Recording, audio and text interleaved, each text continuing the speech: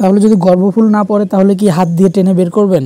না, ভুলেও এটা করা যাবে না। আসসালামু আলাইকুম খামারি ভাইরা, কেমন আছেন? আশা করছি সবাই ভালো আছেন। তো আসলে খামারিদের প্রতিনিয়তই সবসময় একটা চ্যালেঞ্জের ভিতর দিয়ে যাইতে হয়। গরু কনসেপ্ট করে না, এটা একটা চ্যালেঞ্জ। গরু আবার যখন কনসেপ্ট করলো, গর্ভবতী হইলো, তখন তার পরিচর্যা করাটা চ্যালেঞ্জ, বাচ্চা হওয়াটা একটা চ্যালেঞ্জ।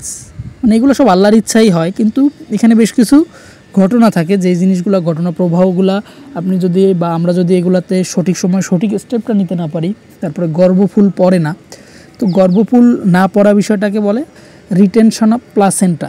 তো এখানে আমাদের প্রথম জানা দরকার যে আসলে গর্ভফুলটা কত সময়ের মধ্যে পড়া স্বাভাবিকভাবে 6 থেকে 12 ঘন্টার মধ্যেই পড়ে।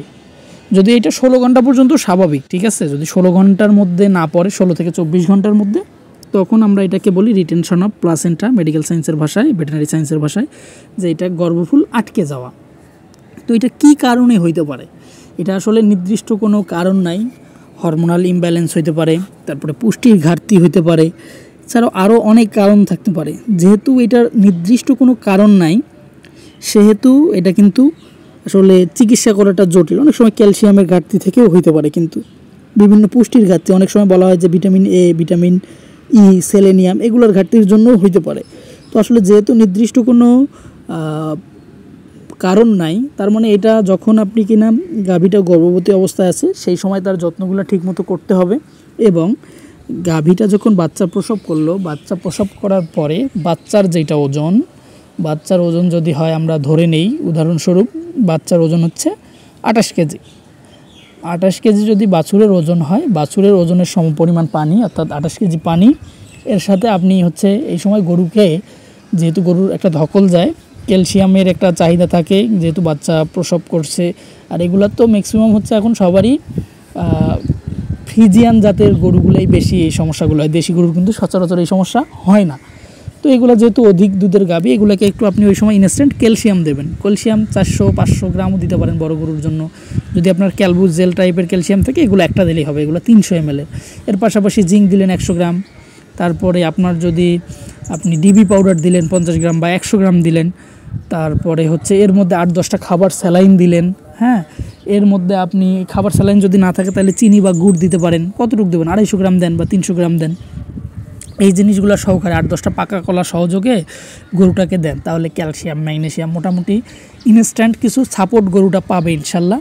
আর এটার নিয়ম যত গ্রাম, মানে যত বাছুরের ওজন যতটুকু, তত লিটার পানির সাথে এই জিনিসগুলো দেন, একটু কুসুম গরম পানির সাথে দিলে ইনশাল্লাহ খুব সহজেই গর্ভফুলটা পড়ে যাওয়ার কথা।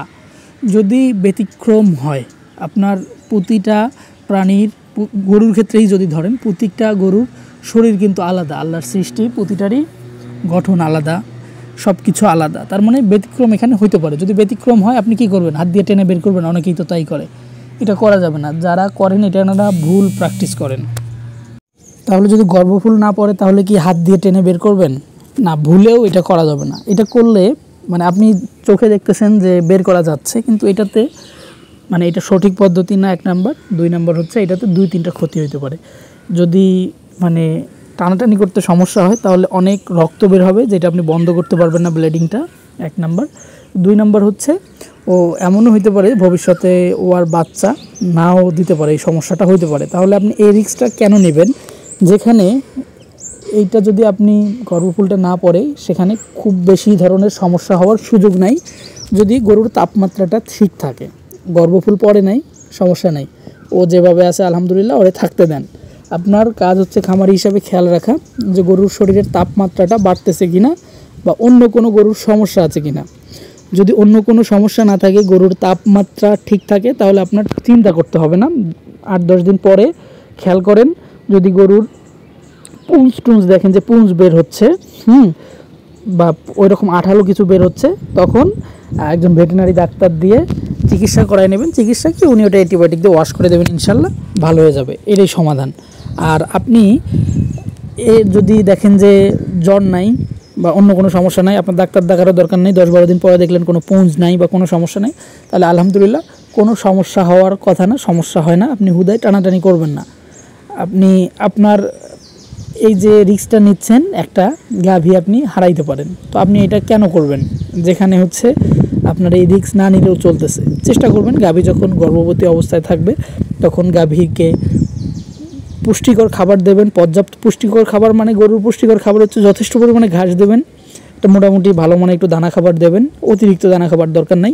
ভালো মানের চাষ করা ঘাস, ঘাসের মধ্যে ঘাসের জমিতে সব ধরনের সার দিয়ে চাষ করা ঘাস, সঠিক বয়সের ঘাস, অর্থাৎ ঘাস একদম বেশি শক্ত করে খাওয়াবেন না, কচি অবস্থায় ঘাস খাওয়ানোর চেষ্টা করবেন।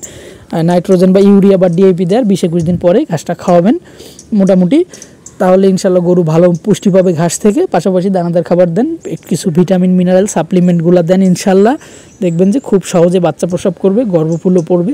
এরপরে যদি না পড়ে কী করতে হবে সেই জিনিসটা খুব সহজেই বললাম, টানা হেঁচড়া বা উল্টাপাল্টা কিছু করতে যায় না ইনশাল্লাহ, তাইলে বিপদে পড়বেন। আর যদি স্বাভাবিক থাকে, তাপমাত্রা বাড়ে বা অন্য কোনো সমস্যা দেখা যায়, তখন একজন ভেটেরিনারি ডাক্তারের সাথে যোগাযোগ করেন। উল্টাপাল্টা জারে তারে দিয়ে এগুলো চিকিৎসা করেন না, এগুলো একটু ভাই সেন্সিটিভ, মানে যারা মানে অন্য কেউ এখানে মাইন্ড খাওয়ার কিছু নাই। কারণ হচ্ছে ভুল চিকিৎসা করে পশুকে কষ্ট দেওয়া, একটা পশু নষ্ট করা যাবে না।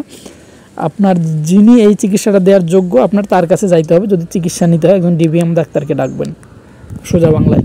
তো এইটাই হচ্ছে মূলত কথা। আর যদি সমস্যা না থাকে তাহলে লেট কোনো সমস্যা নেই ইনশাল্লাহ। তো এইটাই আজকের ভিডিওটা, যদি ভালো লেগে থাকে তাহলে ভিডিওটা খামারি বন্ধুর সাথে শেয়ার করে দেবেন। আজকের মতো বিদায় নিচ্ছি, আল্লাহ হাফেজ।